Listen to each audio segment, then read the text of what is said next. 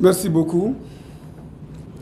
Nous avons retenu les problèmes de défense et de sécurité sous le concept général de sécurité nationale. La sécurité, on ne le répétera jamais assez, n'est pas un champ que les militaires labourent seuls pour en livrer la récolte aux autres. Tout le monde a sa partition à jouer.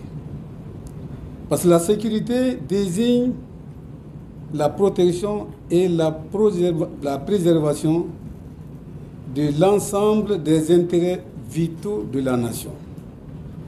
Cela comporte la défense de la souveraineté, la défense de l'indépendance, la défense de l'intégrité du territoire, la sécurité de l'État et des institutions, la protection des personnes et de leurs biens.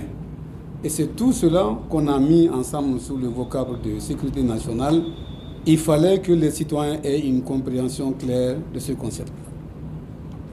Voilà. Merci.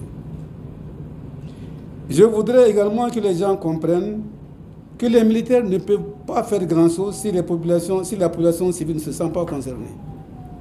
Quand il y a un truc, parce que quand il y a les malfaiteurs qui descendent, mais ils descendent toujours chez quelqu'un, chez le voisin, chez l'ami, chez le parent. Il faut avoir le réflexe de signaler ça. Pour que les militaires aient le temps nécessaire de se préparer pour venir. Mais on ne fait pas. Les gens disent, bon, quand il y a un problème, bon, ça c'est l'affaire des militaires. Non. On est ensemble là. Pour que les militaires puissent être efficaces, il faut qu'ils aient le renseignement à temps. Et c'est pour cette raison qu'on prend les dispositions pour faire ce qu'on appelle, je vais rentrer dans les détails un peu techniques, à élaborer ce qu'on appelle des plans d'emploi. Les plans d'emploi, c'est la planification à froid. On se dit, puisqu'on n'est jamais assez prudent, on se dit, bon, on va prendre des dispositions pour qu'au cas où une crise éclaterait, pour qu'on ne soit pas démuni, qu'on ne soit pas dans le cycle permanent de crise et planification d'urgence. C'est très mauvais. Donc on planifie, on met à côté. Sans aucune menace, hein.